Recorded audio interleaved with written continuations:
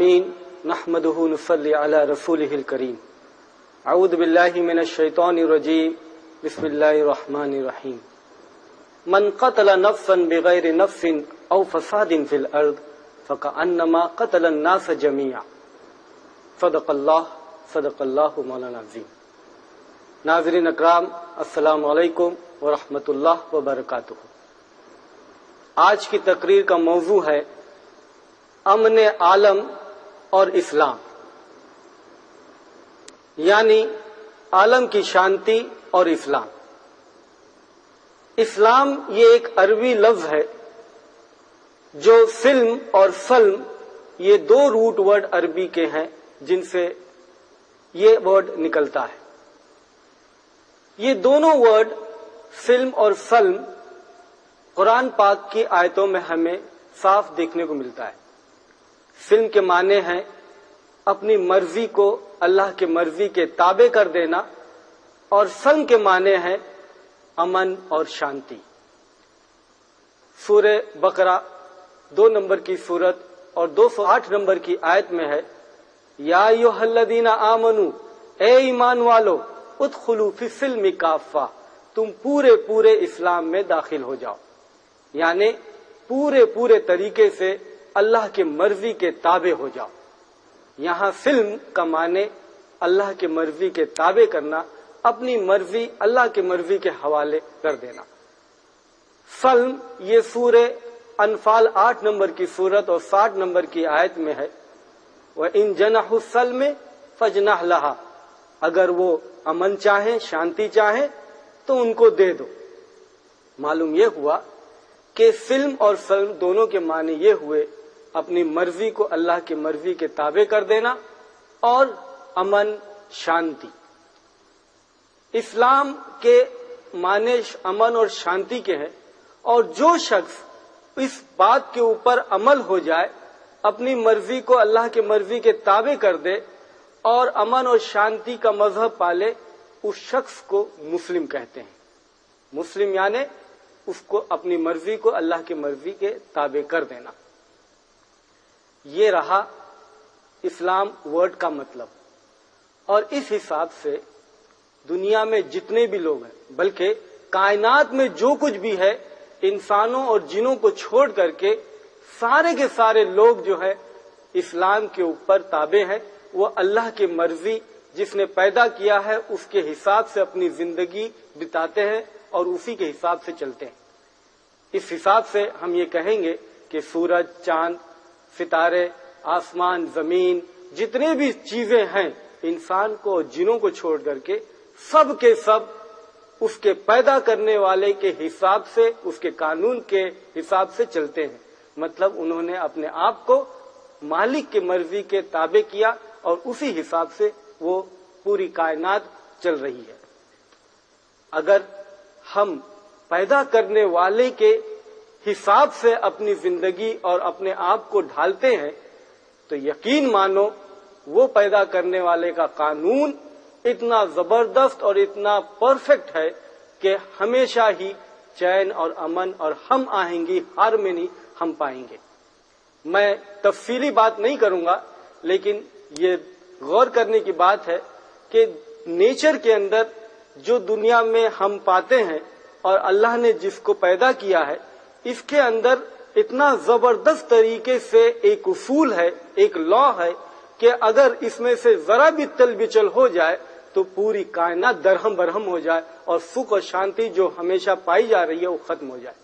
میں چھوٹی سی مثال دیتا ہوں، وہ یہ کہ جو پانی کی شکل میں ہوتے ہیں، تیل، دودھ اور پانی کی شکل کے جتنی بھی چیزیں ہیں، یہ جب منجمد اور سالڈ ہو جائیں، جب خوب زیادہ سرد ہو جائے، خوب زیادہ وہ اس کا ٹیمپریچر لو کر دیا جائے تو وہ سالڈ شکل میں ہوتے ہیں، منجمد ہو جاتے ہیں۔ اور ہر سیال چیز، ہر لیکوڈ چیز جب منجمد ہو جاتی ہے تو وہ ڈینسٹی اس کا زیادہ ہو جاتا، گہری ہو جاتی، اور وہ زیادہ ویٹ ہو جاتا اور وہ نیچے کی طرف چلا جاتا۔ اسی لیے اگر ہم گری کا تیل، کھوپرے کا تیل جب بہت زیادہ ٹھنڈی پڑ جائے تو جب وہ سالڈ ہو جاتا ہے، منجمد ہو جاتا ہے، تو وہ نیچے بیٹھنے لگتا ہے۔ اگر یہ چیز جو ہے ساری ہی سیال چیزوں میں لکوڈ میں پائی جاتی ہے، صرف ایک لکوڈ کو چھوڑ کر کے، ایک سیال کو چھوڑ کر کے، اور وہ پانی ہے۔ پانی جب ٹھنڈا ہو جاتا ہے اور وہ منجمد آئس اور برف جیسا ہو جاتا ہے تو وہ نیچے نہیں بیٹھتا بلکہ وہ اوپر کی طرف تیرتا ہے۔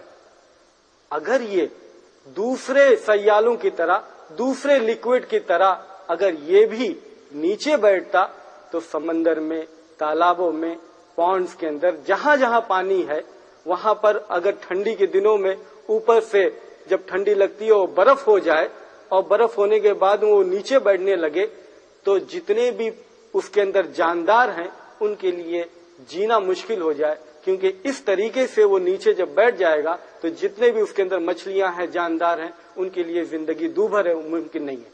پانی کے اندر یہ خاصیت ہے کہ یہ تیرتا رہتا ہے اور تیرنے کی وجہ سے نیچے کا پانی پانی رہتا ہے اور وہ انسولیشن کا کام کرتا ہے اور اس طریقے سے اوپر ہی کی طرف برف جمع ہوا رہتا ہے، نیچے پانی رہتا ہے، اور یہ جو ہے اب ایسی حالت نہیں ہوتی کہ وہ اس کے لیے خطرناک ہو، بلکہ جتنے بھی مچھلیاں ہیں اس کے اندر جاندار ہیں وہ آسانی سے اچھے سے زندگی بسر کر سکتے ہیں۔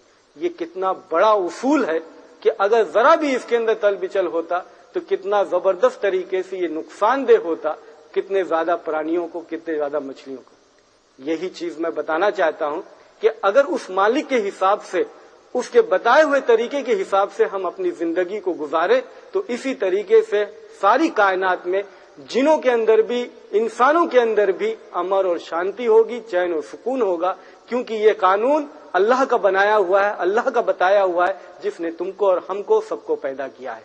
اسی لیے کہتے ہیں کہ اگر ہم اپنی مرضی کو اللہ کی مرضی کے تابع کریں اور اسی طریقے سے زندگی گزارے تو یہ اس طریقے سے ہمیں امن اور چین اور شانتی حاصل ہوگا، اور اس کے علاوہ کوئی دوسری چیز ہمارے لیے نقصان دہ نہیں ہوگی اگر ہم اسی بتائے ہوئے طریقے پر اس کے چلیں۔ لیکن افسوس کی بات ہے کہ اسلام کے تعلق سے بہت سے لوگ، بلکہ یہ کوشش کی جاتی ہے کہ اسلام کو لوگ برا سمجھے، بدنام کیا جائے کہ یہ مذہب جو ہے مار کاٹ سکھاتا ہے اور غلط چیزیں سکھاتا ہے، یہ امن اور شانتی کا پیغام نہیں دیتا۔ کچھ لوگ جو ہے اپنے مقصد کو پورا کرنے کے لیے اس طریقے سے بے تکی باتیں اسلام کے تعلق سے کرتے ہیں۔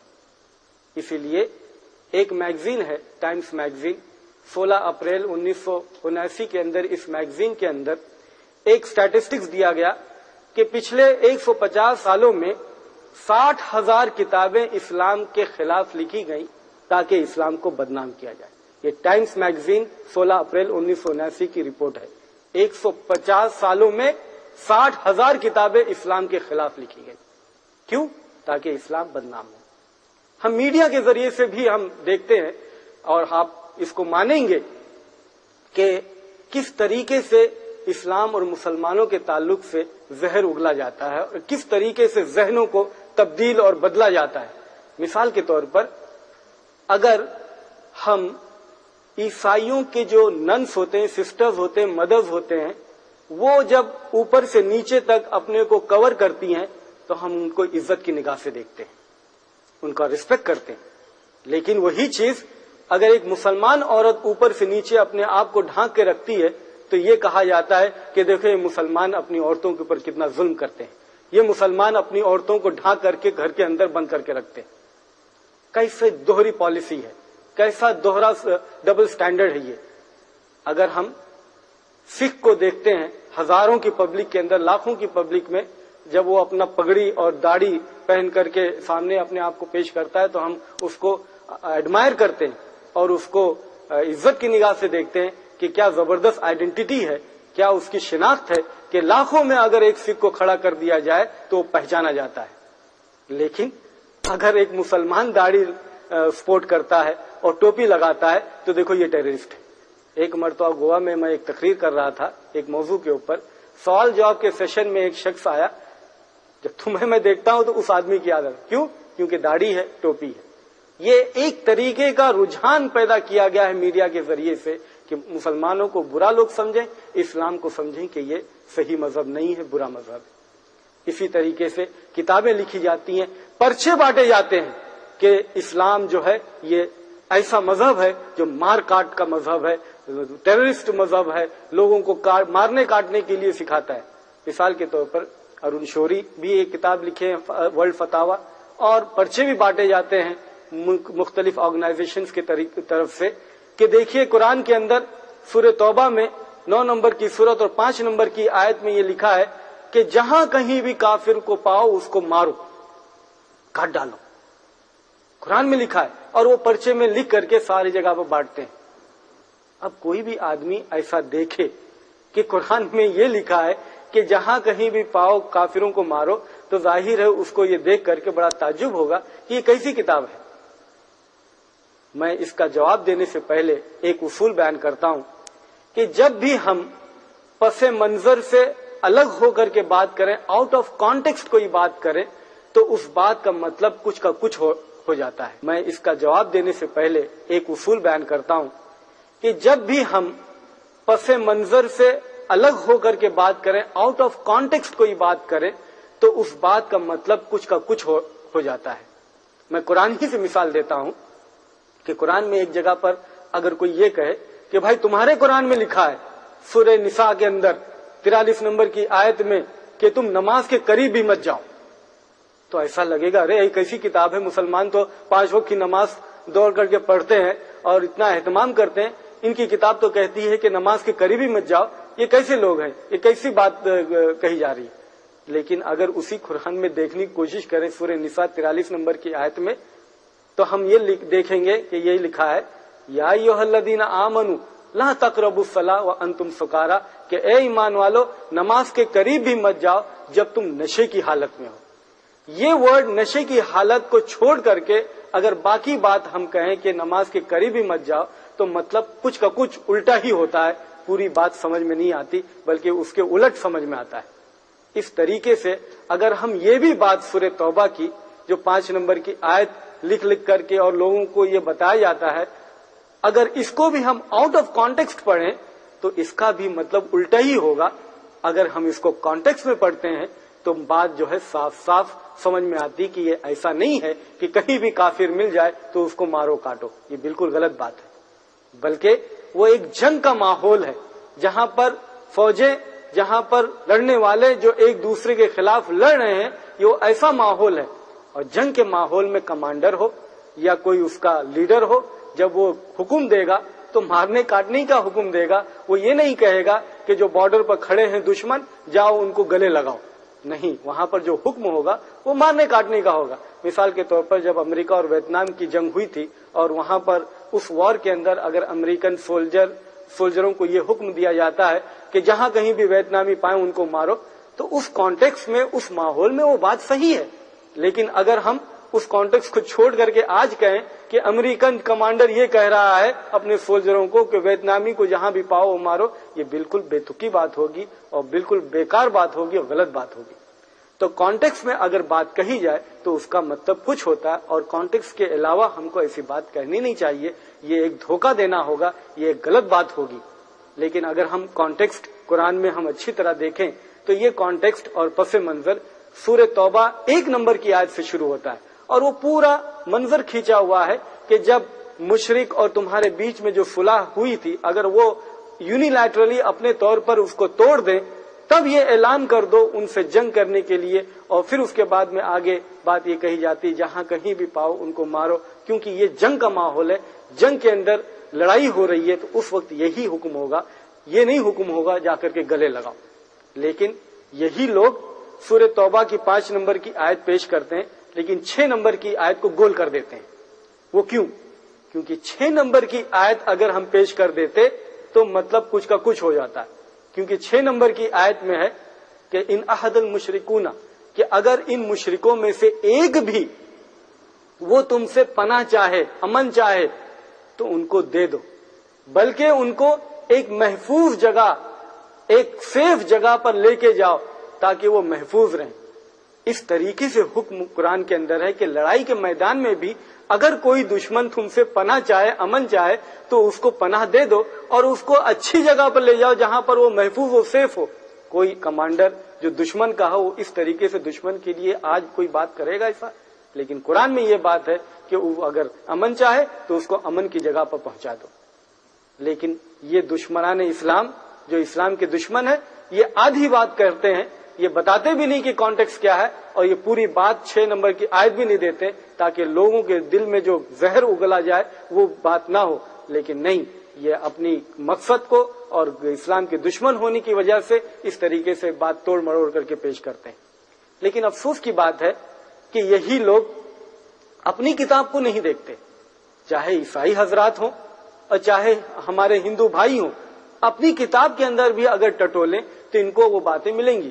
مثال کے طور پر بائبل کی کتاب اگر ہم دیکھیں تو بائبل میں بھی ایکسوڈس جو اولڈ ٹیسٹمنٹ کی کتاب ہے 22 نمبر کے چیپٹر اور 18 سے 20 نمبر کی ورسز کے اندر ہے کہ اگر کوئی وچ ہو, جادو ٹونا کرنے والی عورت ہو, تو اس کو کوئی حق نہیں ہے زندہ رہنے کا, اور جو کوئی جانور کے ساتھ میں صحبت کرے تو اس کو مار ڈالو.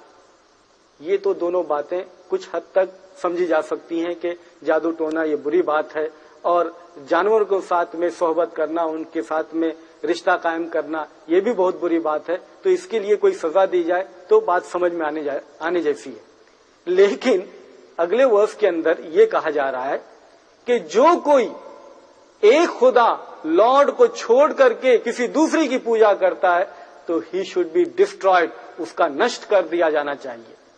یہ بات بائبل کی ایکسوڈس کی کتاب کے اندر, خروج جس کو ہم ہندی میں کہیں گے یا اردو میں کہیں گے, ایکسوڈس دیتے ہیں موسیٰ علیہ السلام کہ تم سب تلواروں کو اپنے بغل میں اپنے بازو میں لٹکاؤ اور کیمپ کے اندر ان اینڈ آؤٹ, آگے پیچھے ہر گیٹ کے پاس میں دورہ کرو, اور ایک ایک کو تمہارے بھائی, تمہارے دوست اور آدمی جتنے بھی ہیں سب کو قتل کرو, سب کو ختم کرو. اور اس دن 3000 لوگوں کی لاشیں گری.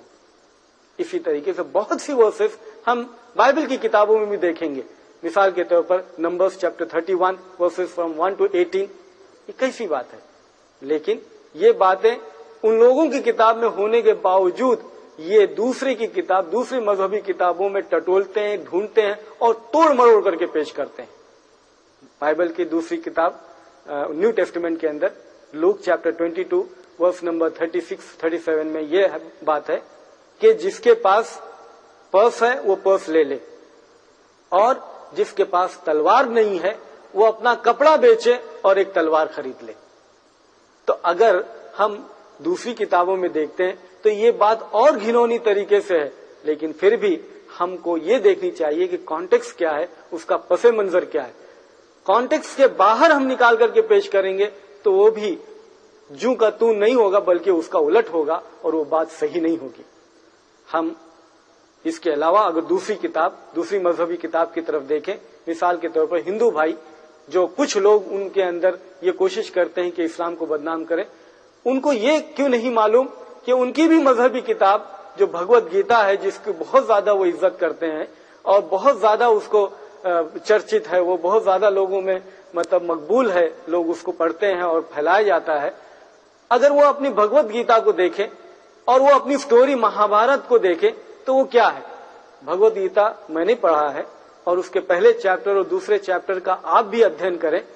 پہلے چیپٹر کے اندر کرشن اور ارجن کے اندر جو بات چیت ہوتی ہے اس کے اندر یہ بات سامنے آتی ہے کہ ارجن یہ کہتے ہیں کہ یہ جو میرے سامنے ہیں یہ سب میرے رشتہ دار ہیں, میرے گرو ہیں, میرے جاننے والے ہیں, ان کو کیا مارنا, ان کو کیسے میں مار سکتا ہوں. ارے یہ تو بہت بری بات ہے کسی کو مارنا, ارے 3 پرلوک بھی مجھے مل جائے تو ان کو مارنا کوئی اچھی بات نہیں ہے. اس طریقے سے پہلے چیپٹر کے آخر تک ایسی حالت ہو جاتی ہے کہ ارجن کے ہاتھ سے ہتھیار جو ہے گرنے لگتا ہے, اتنا کانپنے لگتے ہیں. دوسرے چیپٹر کے شروع سے ہی کرشن جی یہ کہتے ہیں کہ ارے یہ کیسی بے تکی بات ہے, کیسی نامردگی ہے, یہ کیسی گندی بات ہے جو تم لڑنے کی بات نہیں کرتے. اور آگے دوسرے ہی چیپٹر میں آپ 2 نمبر کی ورس کے اندر دیکھیے, 3 نمبر کی ورس میں دیکھیں, 18 نمبر کی ورس میں دیکھیں, 22 نمبر کی ورس میں دیکھیں, 33 نمبر کی ورس میں دیکھیں, 37 نمبر کی ورس میں دیکھیں تو مختلف قسم کی باتیں آتی ہیں. مثال کے طور پر یوں ہے کہ ارے یہ بدن کو مارنا کیا بری بات ہے. یہ بدن تو مرنے ہی والا ہے. یہ بدن مرنے کے بعد میں یہ چولا اس میں سے نکلے گا, روح یہ نکلے گی اور روح جو ہے دوسرا بدن لے لے گی. تو باڈی کو مارنا کوئی مارنا ہے؟ باڈی کو مارا تو آپ نے کچھ مارا نہیں. سول کو کبھی مار ہی نہیں سکتے. جس طریقے سے بدن کپڑا بدلتی اسی طریقے سے یہ سول جو ہے بدن بدلتا ہے, تو کوئی حرج نہیں ہے. اور 37 نمبر میں یہ ہے کہ مارو, یدھ کرو. یدھ کرنے کے بعد میں اگر تم جیت گئے تو پھر تم اس کا مزہ لوگے, اور اگر اس میں مر بھی گئے تو کل جو مرنے کے بعد میں پرلوک میں وہاں پر آپ کو مزہ پاؤ گے. تو اگر ہم اس کو بھی کانٹیکس میں دیکھیں, ادھرم کے خلاف دھرم یدھ ہو, ادھرم کے خلاف لڑائی ہو, غلط چیزوں کے خلاف لڑائی ہو, تو بات صحیح لگتی ہے, درست لگتی ہے. لیکن آؤٹ آف کانٹیکس اس کو پیش کریں تو یہ بھی بات بے تکی ہوگی, غلط ہوگی, صحیح نہیں ہوگی.